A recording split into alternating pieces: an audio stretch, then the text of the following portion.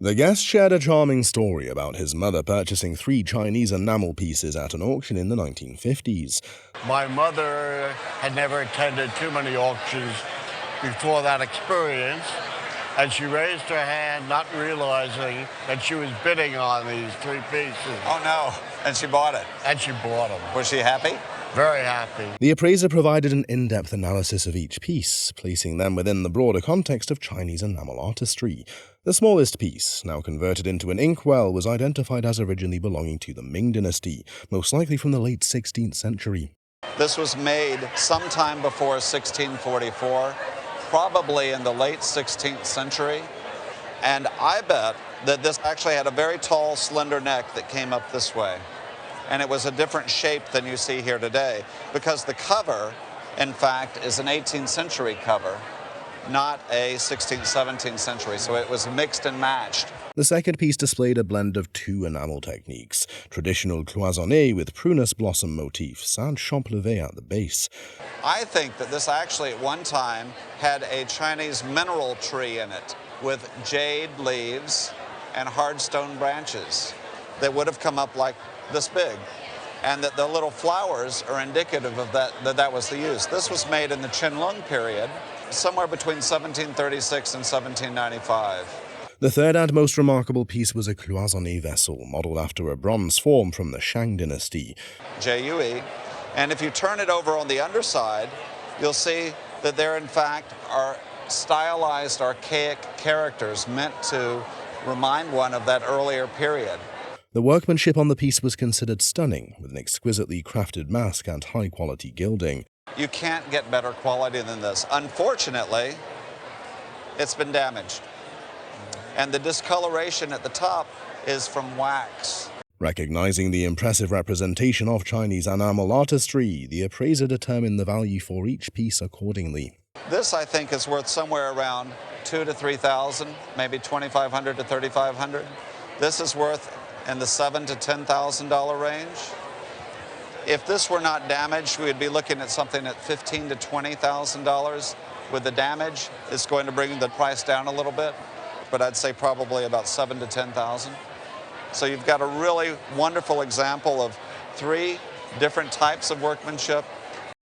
An extraordinary album containing autograph letters and documents from the Revolutionary War era was presented. Yeah, both grandparents, but I think my grandmother was the big collector. And where did she get it? Philadelphia. My assumption is at an auction in Philadelphia probably 30 or 40 years ago. The appraiser began the evaluation with a letter from George Washington, whose content offered a vivid snapshot of wartime conditions. This was actually written by a secretary. That's not George Washington's hand, but the signature down there, G. Washington, is definitely his. The album also included a letter from Benedict Arnold, which was particularly striking given his later infamy as a traitor. Another highlighted piece was signed by Henry Knox, who would later become the first Secretary of War under Washington's presidency. In addition to American figures, the album featured letters from prominent foreign allies of the American Revolution, including Rochambeau, Lafayette, and Baron von Steuben. The appraiser also drew attention to the album's physical attributes. These are George Washington's family arms on the front cover. Oh. Bound by Riviere, an English firm who signed it here. The front inside cover, Dubleur, has this beautiful miniature painting of Washington. This valuable piece of American history was estimated to be worth. I would certainly not hesitate to estimate it at least $40,000 to $60,000. This exquisite painting held personal and sentimental value for the guest's family. The painting was purchased by my father as a celebration for the birth of my sister in 1952. It was identified as the work of Edgar Alwin Payne, a prominent California artist celebrated for his vivid and evocative landscapes of the American West. The appraiser provided background on Payne's life and artistic development. Payne was mainly a self-taught artist. He only attended the Art Institute of Chicago for a short time, but he left home at age 14 and began painting signs and houses to earn money. The painting was described as a large, beautifully executed landscape, signed in the lower right. The appraiser noted the distinctive broken brushwork in the sky, a hallmark of Payne's plein air style, meaning he painted outdoors directly from nature. And he even wrote wrote a book in 1941 called Composition of Outdoor Painting, he was very influential as a teacher and an artist. Moreover, the painting was especially notable for the unusually prominent placement of a group of Indians in the foreground, adding historical context. Given the current strength of the market for Western American art, and the exceptional quality of this particular piece, the appraiser estimated its auction value to be that I think it might bring between $80,000 and $120,000 at work, maybe even as much as $150,000. This old family violin had been neglected for decades. I thought it belonged to one of my great aunts who died as a child back at around the turn of the century, but apparently it belonged to my great aunt Helen, who died in the 60s. The appraiser noted the instrument's worn and dusty appearance, observing clear signs of long abandonment, including bug larvae in the deteriorating case. The appraiser highlighted the rich red varnish on the back of the violin and the exquisite craftsmanship, suggesting it was of much higher quality than one might expect. Upon further inspection, the appraiser found a label inside the instrument that read Carl Becker, Chicago, 1935, made for William Lewis and Son. So the label is correct. It says 1935. At the time that it was purchased, it would have sold for maybe $350, maybe $375. It was noted that Carl Becker was one of the most important American violin makers and part of a renowned violin-making dynasty. In fact, he is part of one of the longest-running dynasties of violin making ever in the United States. You're kidding. His grandfather was a maker. His son is a violin maker. His grandchildren are violin makers. And this is a really significant professional quality violin. To the guests' astonishment, the appraiser then revealed the current value of the violin to be. This is a violin that's worth $25,000 to $30,000. Oh my God. Thank you, Aunt Helen. This remarkable piece of Chinese sculpture was acquired by the guests' grandparents during their travels in China in the early 20th century. My mother's had it in her house, and then I inherited it and brought it west. Some years ago, she knew someone who knew about Chinese art, and he looked at it, and he said it was from the Ming Dynasty, he thought, and priceless, and that's all I know. Okay. It was considered one of the finest examples of Chinese art ever seen. The appraiser praised the masterful craftsmanship, highlighting the intricate carving, the realism of the musculature, and the exceptional quality of the marble. The carving is beautiful. The workmanship is stunning. The carver who did this was truly a master. The artistry was deemed on par with museum-quality works. The sculpture's dynamic and lifelike qualities were described as truly breathtaking from every angle. Correcting an earlier attribution to the Ming dynasty, the appraiser stated that the sculpture actually dated back even further to the Tang dynasty, which flourished from the 6th to the 9th century. You can see examples like this in museums. Wow. Occasionally they come up at auction. It's wonderful. The sculpture's age was supported not only by its artistic quality, but also by technical signs of authenticity. The guest was surprised to learn that the piece was not signed, but the appraiser explained that this was typical for works of that era and style. As for the value, the auction estimate was, I would feel pretty confident that one could get between $120,000 and $180,000. Wow. For it. Not that I'd sell it, but fantastic, fantastic thing.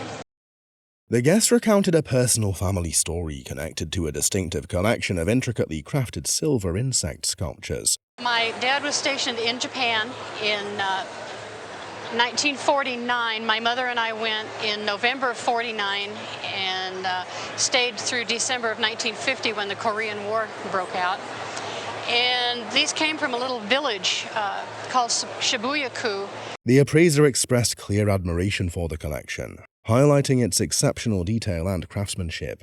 Each piece was made entirely of silver and was articulated, meaning parts such as wings, legs, and even stingers could move. You have the rhinoceros horn beetle. Then you have a dragonfly, a cicada that you hear all over the place in the summer, a staghorn beetle. The articulation was described as both intricate and masterful, with all components engineered to move and then return to their original positions. The collection was identified as originating from the Meiji period. which spanned from 1868 to 1911, a time marked by a significant transformation in Japanese artistry. And what happened was, about 1873, there was an edict forbidding the wearing of swords. So all the armorers that used to make sword mountings started manufacturing pieces like this to sell to the tourist trade. The intricate detail, along with the rarity of such articulated pieces after World War I, greatly enhanced their historical and artistic value. Deemed an exceptional and rare treasure, the collection's appraised worth was... Individually, they're worth between $3,000 to $5,000 a piece. Holy cats. So you're talking like $30,000 to $50,000 here on the table. Oh my goodness. The guest shared the backstory of a rare buck she had inherited through her husband's family. He got it from his aunt, and I was very interested to learn it was originally Dutch because the family was originally Dutch, so that made it extra special. The appraiser then provided a much richer and more nuanced background, revealing the buck's true origins and significance.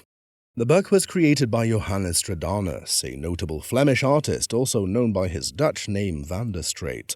Stradanus was born in Bruges in 1523, but moved to Italy in the 1550s, where he spent most of his career. The famous art historian Vasari, and he worked on some very large and important commissions of tapestries. And the tapestries he designed were often filled with hunting scenes, fishing scenes, fowl scenes, and this is what you have here. The style of the landscapes in the buck, more Italian than Dutch, reflected this Italian influence, which Jane had already astutely observed. The buck itself is a very rare first edition, published in Antwerp in 1578, containing 104 high-quality engravings that showcase Stradanus's detailed and energetic designs. The appraiser determined that this extraordinary and uncommon item had a high auction value. Were it to come up at auction, we would safely put an estimate of $20,000 to $30,000 on it. I hear them say you're kidding all the time on the program. We're not kidding. We don't kid you. A remarkable piece of pottery had been purchased by the guest from a local Goodwill store. And I thought, oh, it's so beautiful. And I knew it was good quality, but I knew nothing about it. So I picked it up and looked, it had markings. And I thought, well, I don't know who it is, but for $4.99, I'm going to buy it. The piece was identified as a product of Overbeck Pottery, a small but highly esteemed pottery company based in Indiana. The appraiser explained that Overbeck had various periods of production, but this vase came from what he considered their finest period, the late 1910s to early 1920s. This piece is marked OBK for Overbeck, and the sisters, initials E and F, also incised into the surface of the pot. The vase was described in detail, with particular attention to the use of conventionalized design, a hallmark of the arts and crafts aesthetic. The combination of playful imagery and abstract design made the piece not only artistically compelling, but also technically impressive.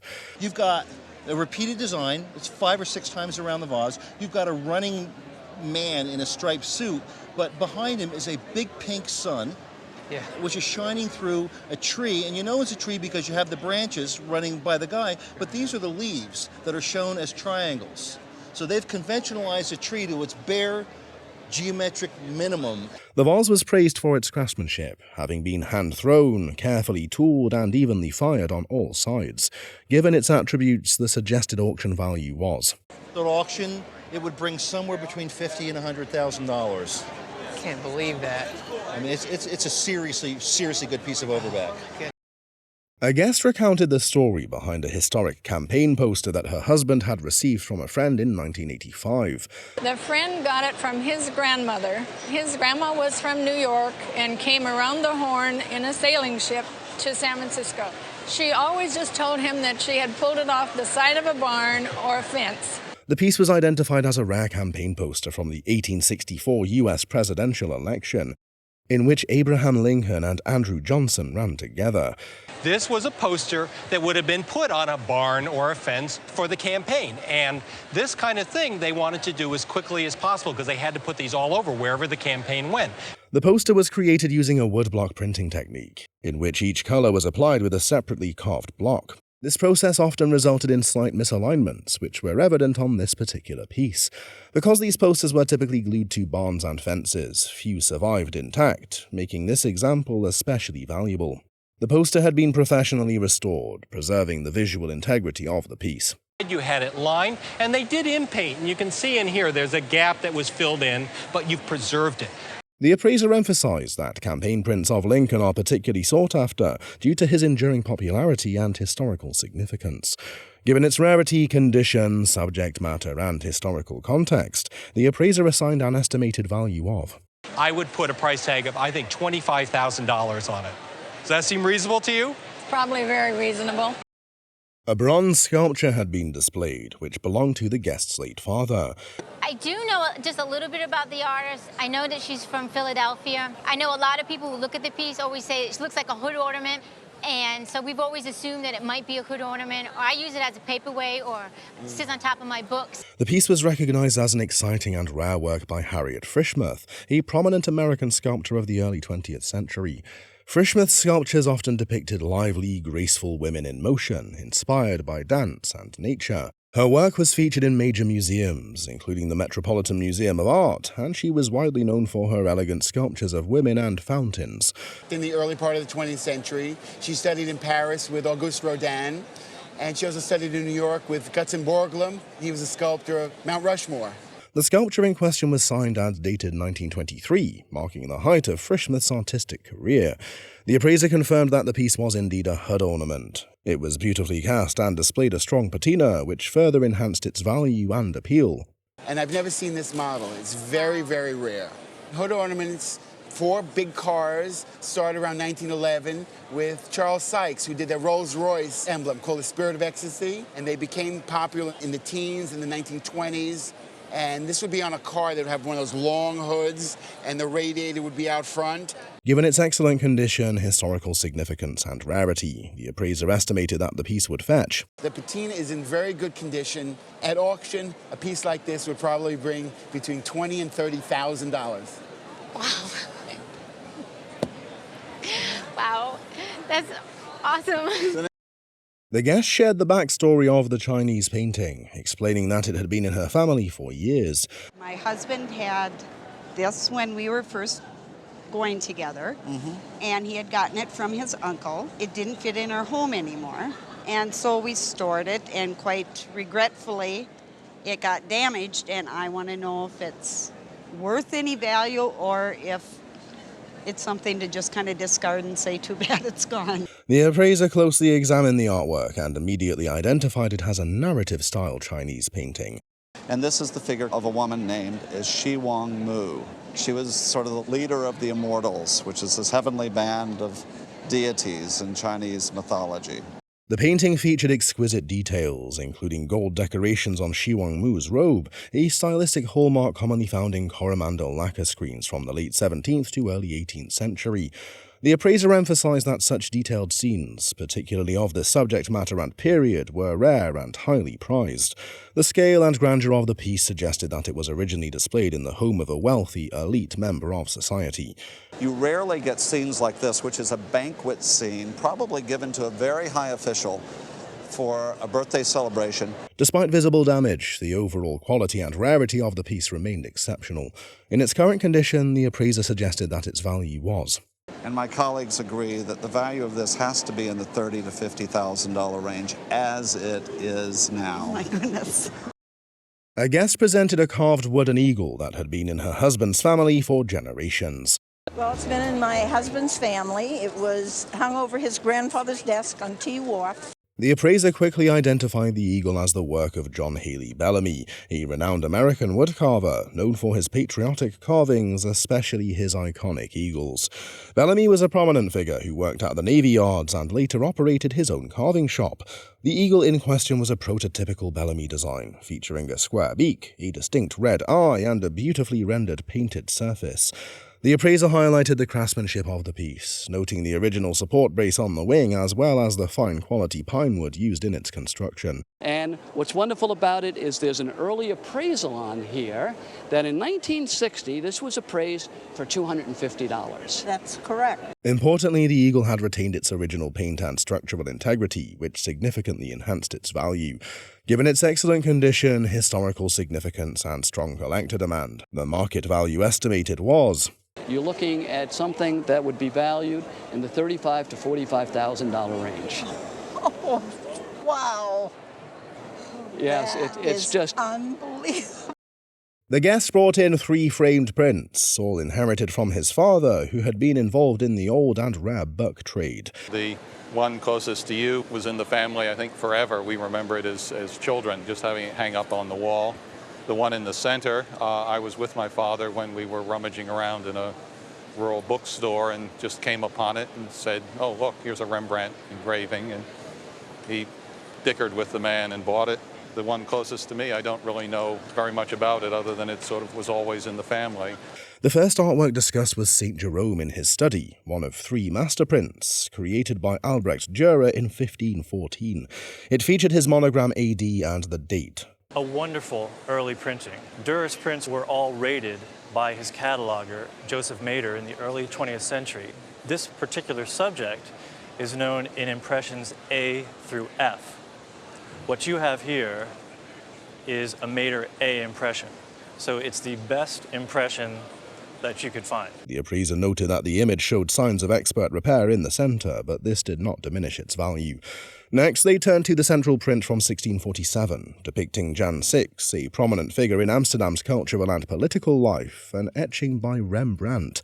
Although this particular impression was not an early one, the appraiser emphasized that very few posthumous prints of this image existed at all. The third and final print located closest to the guest was another Rembrandt etching, this one of Jan Lutmer, a goldsmith and friend of the artist. It would date, however, from the late 18th century and was most likely published by Bazin in Paris, who put together a whole collection of Rembrandt's plates and issued them in a volume. The collection of 3 historic prints had a current combined auction value of... So altogether you have about $95,000 worth of prints at auction. Thank you very much. I'm astonished.